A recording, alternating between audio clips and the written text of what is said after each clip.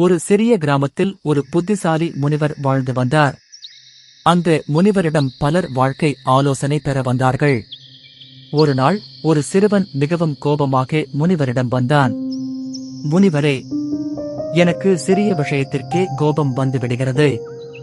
அதை எப்படி கட்டுப்படுத்துவது என்று கேட்டான். முனிவர் சிரித்தார். அவர் சிறுவனை அருகிலுள்ள மரத்திடம் அழைத்துச் சென்றார். இந்த மரத்தில் ஒரு ஆணி மற்றும் சுத்தி எடுத்துக்கொண்டு உனக்கு கோபம் வந்த ஒவ்வொரு முறையும் ஒரு ஆணியை இந்த மரத்தில் அடிக்க வேண்டும் என்று கூறினார். சிறுவன் அதை பின்பற்றத் தொடங்கினான். முதல் நாளில் அவன் 30 ஆணிகள் அடித்தான். சில நாட்கள் கழித்து அவன் யோசித்தான். கோபப்படுவதற்கு பதிலாக அமைதியாக இருந்தால் நன்றாக இருக்கும் என்று. அதனால் தினமும் அடிக்கும் ஆணிகளின் எண்ணிக்கை குறைய ஆரம்பித்தது. ஒரு நாள் அவன் மகிழ்ச்சியாக முனிவரிடம் வந்தான். முனிவரே, இன்று நான் கோபப்படவே இல்லை என்றான்.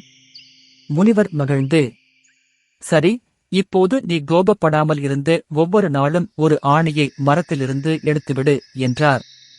சில நாட்களில் எல்லா ஆணிகளையும் சிறுவன் எடுத்துவிட்டான். அப்போது முனிவர் அந்த மரத்தை காட்டி கேட்டார். இப்போது இந்த மரத்தை பாரு. ஆணிகள் இல்லை, ஆனால் அந்த காயங்கள் இருக்கின்றன அல்லவா?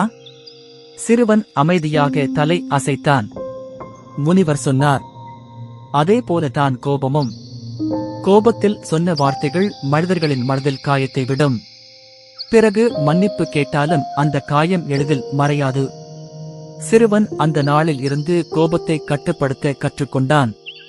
கதையின் நெறி: கோபம் வந்தால் பேசுவதற்கு முன் யோசிக்க வேண்டும். வார்த்தைகள் காயம் ஏற்படுத்தும், ஆனால் அமைதி வாழ்க்கையை காப்பாற்றும்.